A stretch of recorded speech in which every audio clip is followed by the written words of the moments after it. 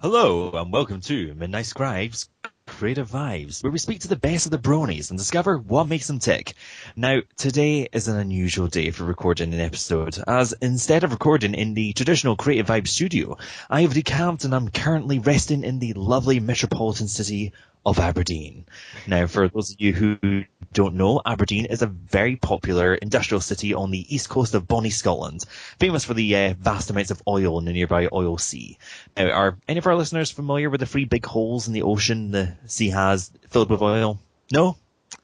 Well. And if you'd like to write a joke for my next Scribe's Vibes, all you need are a love of pans and a crayon. Now, moving swiftly on, rather than write an intro for him myself, I'd rather you hear what he wrote himself. 4 years ago, I waved goodbye to any shred of masculinity I had and made a video to MLP. Little did I know that this would pave the way to new friendships, an entertaining roller coaster, and an explosion of positivity. I've tried my best to celebrate the show's happiness, each video a tribute to a legacy that will no doubt last a lifetime. Now that's one hell of an intro, and I've got to say it is a delight to welcome MrDeLoop to the show. DeLoop, how are you doing? Thanks so much. It's wonderful to be here. I'm kind of flabbergasted that you'd even have me on the show. It's kind of baffling that horse fame is a thing for me, and I'm still trying to recover from it, even though it's been like 5 years. But yeah, it's great to be here. I'm happy to be here. Well, glad you're here. I'm so excited to have you on. And also, actually, who we have on, well, a little bit of a change to Creative Vibes this season, because we've got a special co-host for a couple of the episodes, and I'm so delighted to welcome previous Creative Vibes guest and all-round Spanish person, James Corck, to the show. You only brought me because I'm cheap. That's what happens when you have an economy like the Spanish one. That's why I'm here. It is awesome to be back in this show, guys. Thank you so much for bringing me in. And hello there, MrDeLoop. Hey. How's it going, man? It's going good. How are you? Excellent. I'm doing fine. Cool. But you went and used the horse famous word. Horse fame, yeah. I don't know if you are like me, but I hate that word so much. I just kind of use it ironically, because the thing is, so many people use it, like, oh, so horse famous. It's just like, well, it's just horse fame. It's like Z-list celebrity. It doesn't really equate to anything in real life. Means nothing. But I know. Yeah, the use, ironically, it's good, but I just cackle at the people that use it for real. Yeah, it's fine.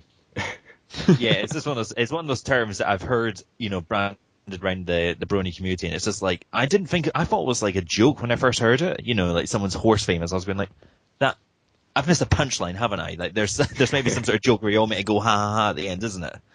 But it's just such an odd term. But, in terms of things that have happened in the fandom, it is not the weirdest thing that have happened by any stretch of the imagination. By far. Maybe at some point we should probably do a Creative Vibes special. We list the top 10 strangest things that have happened. We could end up being we could be like Gawker or something, top 10 lists. No, because that is the future. If we do that, we're going to have to do it on the After Dark channel, and that will never be created, so no. That's fair enough. Well, I'll tell you what, why do we stick to doing an interview, eh? I agree with that. Should we do an interview? Oh, well, yeah, I've got a few questions here, and, well, MrDeLoop. Hello. I've got to ask you, hello there. I want to ask you, because, obviously the main work you happen to do on your YouTube channel, Reach by S Club 7, you have immediately won me over. That is a fantastic pop song. Wonderful. And what I like is that a lot of your videos, like you were mentioning the intro about, you like to make videos that celebrate the show's happiness, and you have quite a lot of happy, peppy pop songs. Like you've got Reach, and I noticed you had Crash the Wedding by Busted, which immediately brought me back to when I was 11 years old. So thank you again for that retro fit there. No problem. So, well, firstly, are you a big fan of pop music then? I wouldn't necessarily say it's what I listen to in my spare time. I'm more of a drum and bass fan. But for me, it was more about connecting the positivity of the show to the positivity of my childhood and the nostalgia of like the 90s and 2000s pop songs. And I thought they fit so well. They're just like innocently talking about friendship and being together, especially S Club 7. And I know it's cheesy as hell, but like I thought it would really, really fit MLP, and I'm just so happy that it did. So yeah. Oh, definitely. Well, I mean, what I remember is that music back in the sort of late 90s and noughties, you had like your S Club 7, your Steps, your Spice Girls, your Backstreet Boys, all this sort of really happy, Oh yeah. happy-go-lucky kind of music. I mean, are there any particular tunes that are around these days that's kind of even remotely in the same vein? Because I'm not quite sure what pop music is like these days. I mean, the happiest thing. I mean, what's the happiest song I've heard? I mean, apart from "Happy" by Pharrell. I'm not really sure. Like, I'm not a huge music person, despite doing PMVs, and most of these just come from hearing these songs on the radio like years and years ago. So today I don't really keep up with modern music. It seems to be mainly just like Justin Bieber making a comeback and some dubstep and stuff like that. But I just think in general, there's some songs that have kind of fit the bill recently, but I kind of tend to go for the more old songs, I guess. Yeah. Well, I mean, and in terms of, earlier on, I was reading your little intro about, how you wanted to, make it for the video. In terms of the fandom itself, how positive have you found that experience? I found the fandom has honestly changed my life for the best. Like I look at some of the previous kind of fandoms that I've been part of, like the Sonic fandom, oh god, video games and stuff like this, and none of them have really impacted me as personally as MLP. I mean, I was dragged kicking and screaming into it. I didn't want to be a part of MLP or being a brony or anything. But then it just kind of happened, and I just got interested in the show, and it's brought me video experience. It's brought me a path on a new career. It's brought me friendships and love and happiness, and it's really just changed my life for the better, and I'm so grateful for that. Sorry to hear that it's had such a profound effect on you. And I mean, the same thing happened to myself. Like when I got involved in the fandom, it's there is something incredibly special about the Brony fandom. Certainly. I mean, everyone in it, there is that ethos of positivity, which I suppose comes down to the show itself. I mean, the title is "Friendship is Magic," and it kind of that's what it's about. Of course. But how did you come to PMVs, and like what made you decide that when you were going to do this, that you were going to make deliberately very positive videos? Well, it kind of it started all the way back in 2007 when I first started making videos, and they weren't that serious at all. They were quite like very bad editing, as you would when you first start off with Windows Movie Maker, making Shadow the Hedgehog AMVs and Funny Cat videos. It was just awful, like 13-year-old stuff. And then over the years I kind of got into more detailed editing programs, and I started to experiment with more and more stuff. But the one thing that kind of kept me at the core was editing to music. I found I had a real passion to editing anything to music. And I think when MLP came around, I just kind of played around in Vegas, just like, oh, this will be fun. Just put Pinkie Pie on the trombone, add a little music track. And I found I really loved it. And like getting onto Equestria Daily and stuff, that just motivated me further to kind of express myself this way, because I felt this was the best way I could express myself, through music and kind of visualizing the things I heard and connecting it to MLP with the positivity. Because, like I said, the show's message, that's always what I've been trying to stick to. I see people who take the PMVs and they do like really edgy things with flashiness, and they make like Twilight Sparkle die and stuff like this. I'm not about that. I just love like sticking to the show's message and positivity. I think it works well. Oh, definitely, and I've greatly enjoyed watching your videos because they have that happiness factor to it. Which I happiness factor. That sounds like something you'd get on Suncreek. Just happiness factor. I'm slightly worried because you're worth it. I'm slightly worried that that's going to be a thing. If I Google it, it's actually going to be there. There will be a happiness factor in a product. Yeah. But I tell you what, because I mean, the one thing I did notice there is that you do a lot of very positive videos. But when I was scouring your YouTube, I noticed that you also did the smile video, which was which was very dark in comparison to everything else because it's using footage from the Qt map. So what made you want to do like that's a very different piece from all the others? Oh yeah, certainly. It's just kind of when you're editing for so long, and I love doing happy, positive videos, but I kind of get stuck in a rut, I feel, because when you're being creative and you're doing the same thing over and over, eventually it kind of gets stale to you, and when it hits that point, it kind of becomes a bit of a chore. Not entirely, because I've still made videos like Do Your Thing that I've greatly enjoyed making, but it's just kind of exciting and interesting to me to experiment with different styles. And I mean, if you thought Smile was a dark video, wait until my next video, because that's just taking it to the next level. It completely flips my channel around and goes for a really, really quite like dark style. But yeah, I do enjoy making happy videos for the most part. Well, I'm certainly interested to see what your next video is, because what I was actually going to ask you is, obviously this episode will be going out far later than when we record it, so your timestamp for the viewers, this is June 2016. But you haven't done a video for quite a few months, and now you've got this new video in the pipeline. So how come you've taken a bit of a break from the creation side? I know you've been busy on Twitter and on Vine and others, but why the little CS stuff and video making? Well, I guess the thing is, over the years with my YouTube channel, I started off very simple, and it was just a case of putting clips into Vegas and then rendering it out. It was just a case of cutting. And then after I started to use programs like After Effects and Photoshop and incorporate new elements, these videos take a really long time. With Do Your Thing, for example, that video was in the pipeline for 3 years. And during that time, there was like a bunch of hiatuses, like month-long hiatuses, on my channel. And it's kind of, that's the thing, I don't release regularly because my videos take such a long time. And I like to take time to work on them. And the fact that I've been a university student for the past 3 years, that's completely engulfed my being. And I haven't really had time to put into videos. But now the summer's come around and I'm out of education, hopefully I'll be able to work on it. And I'm not sure if the next video is going to come out before this episode comes out, but hopefully, if everything goes well, it will. But we'll see. I'm working on Valve time, Half-Life 3, coming soon. Valve time. If you work on Valve time, you are never going to release it. See you guys in 10 years. Well, listen, if you're working on Valve time, that also means you've got Valve quality, so it's not all bad. This is true. This is true. I'll tell you what, James, have you got any nice little questions you might have for a guest? Yeah, I have a few. How do you manage to put up with possible burnouts? Because, I mean, I'm pretty sure that this happens to you the same way that could happen to me. After you do a lot of things out of the same thing, you end up kind of like getting sick of it. So how do you manage to deal with that?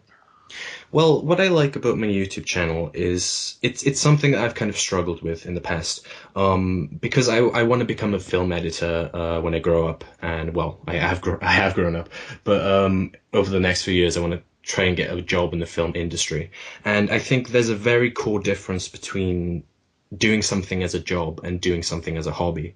And when you start to get burned out doing something as a hobby and when you treat it as a chore, I think it's really time to kind of take a step back, reevaluate what you're doing, because you want to enjoy what you're making. Like, nobody's forcing you to make this. Nobody's paying you, and you don't have any strict deadlines. It's entirely about yourself and what you want to make and express.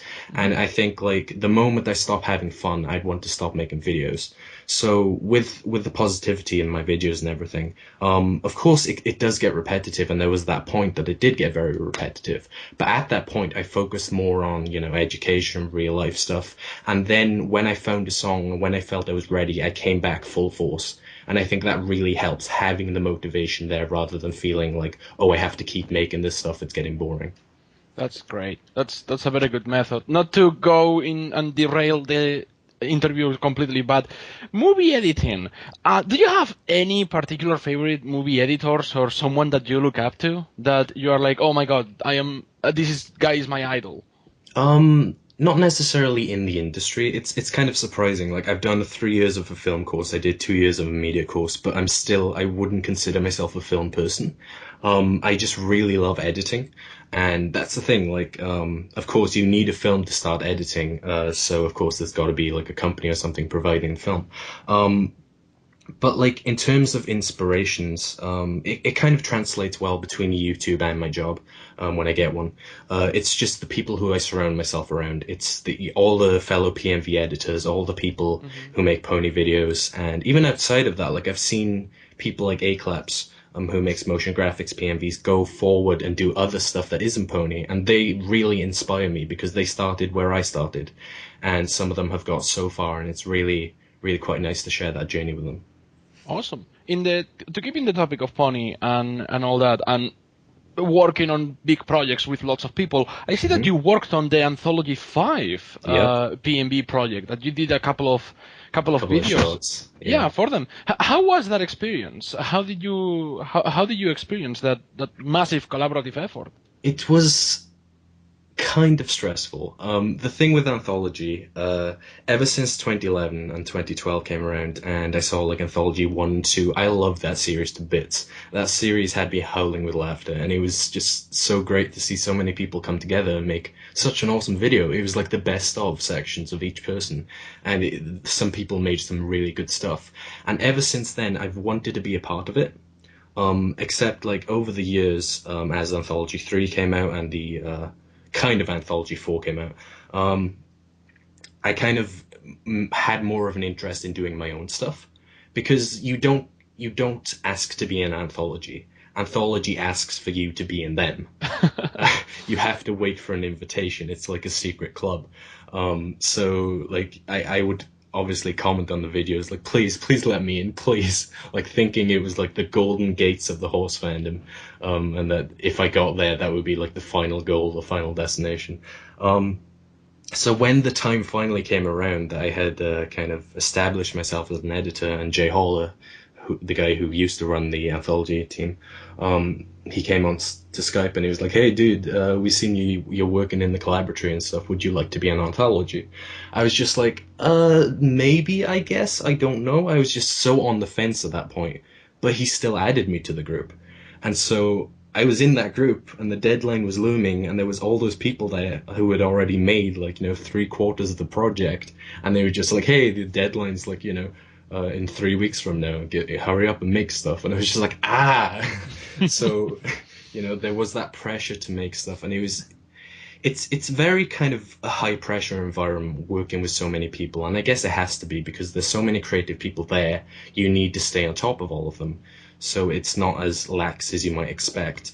But obviously it was a very fun experience afterwards, like screening at a BronyCon and stuff. It was really, really rewarding, and actually, yeah, the screening at a BronyCon, like we were walking, like Jay Hall at the front. There was like 40 of us walking, like the contributors, and like there's the room like blocked full of people there, and they were all cheering and applauding and chanting along to my shorts, and it was one of the best experiences of my life. So it's definitely a great experience, just as an editor as well. So I guess I got the answer for my next question: is that will you ever do it again? Oh, no. Oh, really? That Yeah, surprises me. right. I thought you were going to say yes, but I know. why not? Too much pressure for you? Well, that and the fact that like anthology, it's a great thing, but for the most part, it's like funny comedic stuff, and I had a lot of fun doing that. Of course, like lip syncing Rainbow Dash to sing like the Mega Man theme and stuff like this. It was a lot of fun, but it's not what I want to do on my channel. Obviously, I've delved into it in the past, but like the cheesy upbeat PMVs and stuff that you see, that doesn't translate into anthology. And projects like that, I like kind of working by myself and focusing on my own projects. So basically, you're saying that your sights are elsewhere. That Yes, was yes. fun to work on, but it's time to move on. Yeah, yeah, Yeah, definitely. perhaps for the better sometimes. Yeah, Uh-huh. nice. Kind of run out of questions. I can think of of Oh, a few more. You can go ahead, Kyle, and cover for me. well, I tell you what, actually, on a similar note, I mean, talking about other projects that aren't related to Anthology or the PMVs, I know that you've been working on a student film project called Solitaire, which is Yep. far darker than the PMVs. It's to do with Oh, yeah, certainly. war and torture and Torture. a whole load of other things. I mean, how did that project come about? Well, the project is done. It's been screened in cinemas. I went to a premiere of it about 2 weeks back. That was a lot of fun. Kind of surreal to see my work on a cinema screen, definitely. But it's interesting working as part of a group in a film industry. You'd think there'd be a lot of differences, but really when it comes down to it, there's not. In fact, I find it almost a lot easier than making PMVs, because when you make these PMVs and custom video projects, I'm going everywhere. I'm going to After Effects, Photoshop, I'm making 3D models, I'm doing typography. But when it comes to film editing, literally you're given like a storyboard and the script, and everything's set out for you. All you have to do is find that moment in the takes, choose the best take, and then you're done. You've pretty much got a film. Obviously, there's complexities like with getting a soundtrack and making sure the dialogue is synced and stuff like that. But for the most part, I had to use a program called Avid Media Composer, and that was kind of the devil. Um, it's a really almost complex film editing program. That's nothing like the stuff I use for PMVs. So there was a lot of stress with that, but it was a very good experience, I'd say. It was very cool to be able to work with cinematic footage and to see the final thing in cinemas. It was really, really cool. It was like, oh my gosh, I've almost made it into the real world. So yeah. Well, it's an amazing achievement to have something played in the cinema. I mean, that's a Yeah. ridiculously big achievement. I mean, I do have to ask them, when's it coming to DVD? DVD. Oh, I don't know if we're releasing it on DVD actually. We were going to like take it to festivals and stuff. It hasn't been kind of shown publicly in terms of like put on YouTube publicly or Vimeo publicly, because we're kind of thinking about showing it at festivals, film festivals, and that means we can't show it publicly. We can only show it to like close friends or family or the people who have supported us on the Indiegogo I think we set up. But like DVD, I'm not too sure about that. Yeah. Ah, yeah. Well, you mentioned that you used Indiegogo to actually fund the, the shooting. I mean, how do you find actually using that platform? Because I've not actually, I mean, I'm familiar with it and with Kickstarter and so on, but how do you find it as a creator in terms of actually using it to fund a project? Well, it's quite interesting. I wasn't really as attached to the film as it might seem. I was the editor of it, and it was, very rewarding to kind of have the work come together and everything. But when it came to the Indiegogo, I did help out a bit. Like, I uploaded the videos to my channel. I edited a thing for my MrDeLoop channel saying, hey guys, I'm making a professional film. I don't like asking for money, but can you please help? And some people really did, and that really helped us.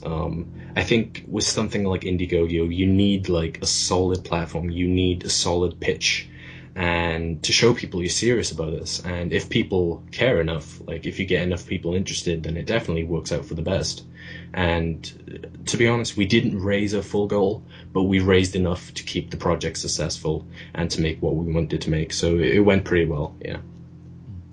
Well, I'll tell you what, we'll change tack just now. I mean, we've been talking a lot about the, the creations you're doing. But Yeah. when you go back to actually what brought us all together, which was My Little Pony. So I've got a couple of questions about some favourites and a little bit about how you came to the show. So, favourite character? Rainbow Dash. All right. End Why of is it story. Rainbow Dash? Rainbow Dash, just end of story? Oh. Well, Rainbow Dash, like, I came to the show and I was like, no, I hate everything about this. I don't want to watch like a girly show that has My Little Pony and they're singing My Little Pony. It's like, no, I am not this. I'm like masculine. I'm so masculine. I'm not going to watch this. Ended up loving it. And the black pool, or like the whirlpool, the black whirling pool that is the Brony fandom just sucked me in. And it was Sonic Rainboom, actually, the episode from season 1 that actually drew me in completely.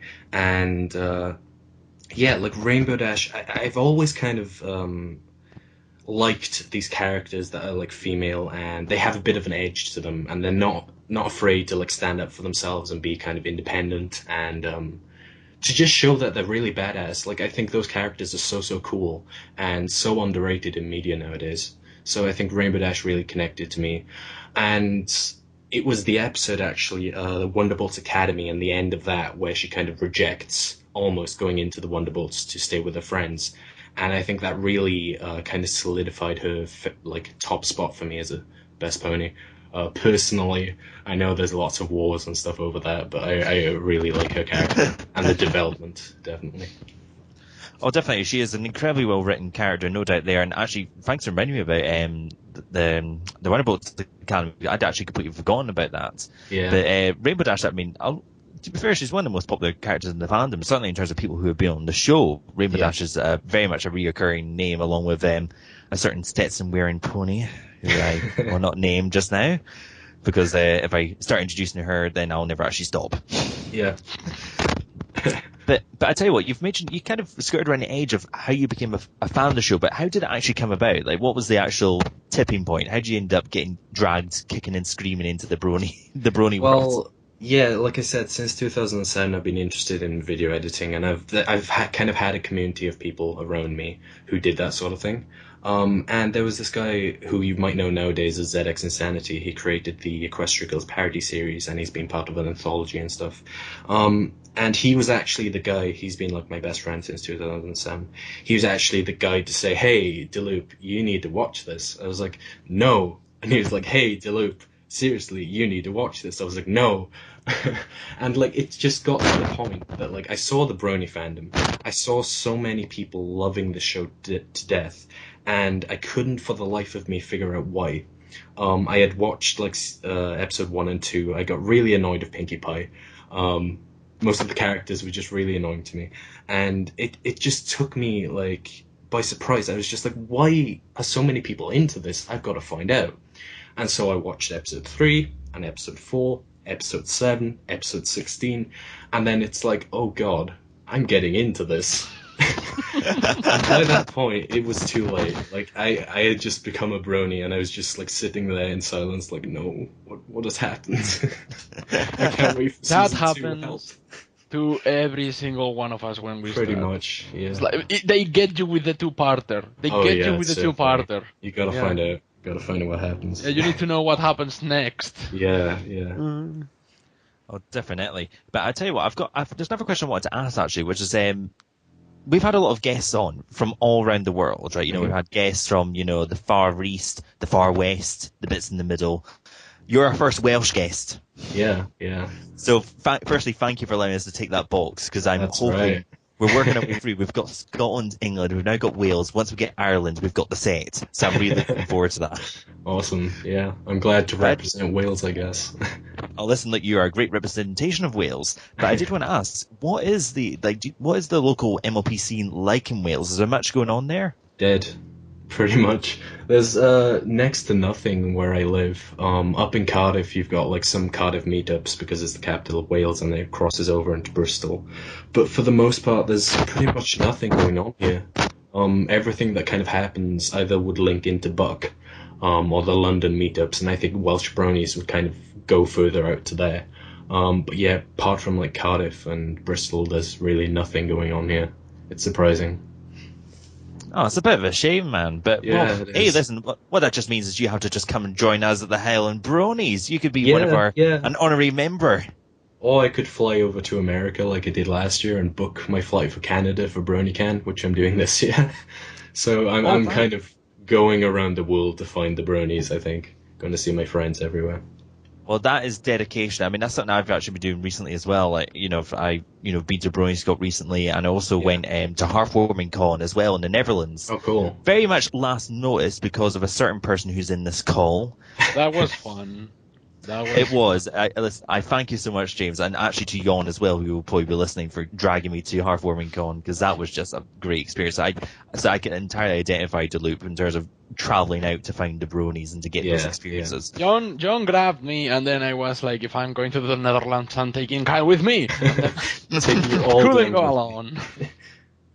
Oh, I know. What an experience. What an experience. And I hope you enjoy your time at the con there when you actually do get there. Thank you. But I tell you what, James, have you got any final questions you would like to ask, Mr. DeLoop?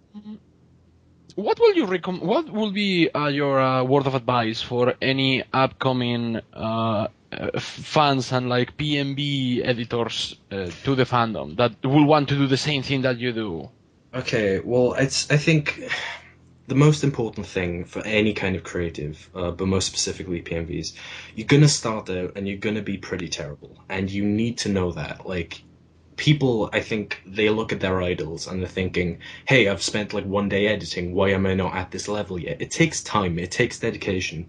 And it's okay to screw up. It's okay to make mistakes. It's okay for your work to be pretty bad, because that means you can improve, and you're always going to be trying to improve. Like, some people might look at me and think that guy is amazing, but I'm still here feeling pretty self-conscious about my work, think, oh, I could be so much better, I could be so much better. And that's never going to end. You're always going to set like more bigger and better goals for yourself, and you're never going to reach a point where you think my work is a masterpiece, because I think that's pretty egotistical. So just make stuff, and know that it might be terrible, but you got to keep at it, because that's the only way you'll improve. And eventually you'll hit a spot where you're really happy with your work, and just love what you make. I think definitely it's not a job yet. If you want to turn it into a job, you can, but just making MLP videos, have fun with it. And if you're having fun, then eventually people will see that and come to you and be like, hey, your videos are awesome and I love your positivity. That is an awesome answer. Thanks. Oh, thank you, man. Indeed. Yeah, no, thanks. I mean, that's definitely fantastic advice. I mean, no doubt there. But I'll tell you what, I think we're going to have to actually wrap up the show where it is just now. Firstly, thank you so much, MrDeLoop, for coming on. No problem. I hope we had a good time. Hope it's Yeah, not been too stressful. No, it's been lovely. And James, thank you so much for your first co-hosting assignment. How have you found it? Oh no, thank you for letting me in. I know that I kind of like buttering in here, but it's fun to be back. I loved it. I hope I can come back as often as you guys need me to. Oh, listen, you know we always love having you on the show, James. You know I enjoy your company, and come on, you're adorable even in vocal form. You just need me to appease the Hispanic demographic, because you need someone that's not British. Oh, listen, I we've know got someone your on the show who's not British. We've got our guest. Hello. But no worries. I'll tell you what, we will wrap up the show here. But my final question for you, MrDeLoop, is where can we send our flock to find you? Go to youtube.com/MrDeLoop for all my work. If you want to stalk me on Twitter, that's where I post more of my personal ramblings and talk about stuff. So just everything is MrDeLoop. Every username on every website, pretty much. So just search MrDeLoop, you'll find me. Oh, no worries. And James, where can we find you on the web? No, you can go to my DeviantArt. Go to jamescorck.deviantart.com, or you can check my Ask blog on askmovieslate.tumblr.com. Fantastic. And, well, thanks to MrDeLoop and James Corck for being on the show, and thanks to you guys for watching. And now all their links are going to be in the description below, so you'll be able to see where they are. And of course, if you want to find out where we are, the Highland Bronies, well, we're on facebook.com/Highland Bronies. That's our official page, so you can get in contact with us there. If you've got any criticism, critique, or perhaps, you want to be a part of the show, or you're a creator in the fandom, you can get in contact with us there. There's also our YouTube channel where you're watching this episode right now. Feel free to get in contact with us there, or through the comments, let us know what you think. Or, even if there's particular things you enjoy about the show, perhaps you really enjoy the fact that James Corck is on the show, which of course you would. So put in the comments, let us know what you think of it, or perhaps you just really like the fact that I sound as broken up as I do, or perhaps I sound really, really sweet, because we might have re-recorded. Who knows? But we're wrapping up the show here before it gets hijacked and turns into MovieSlate's creative vibes. Not yet. Season 4, though. Vibes. Season 4. He has plans. They have plans. We should have to be careful. But thank you all for watching so very much. And the final word from Midnight Scribe is, as always, please subscribe.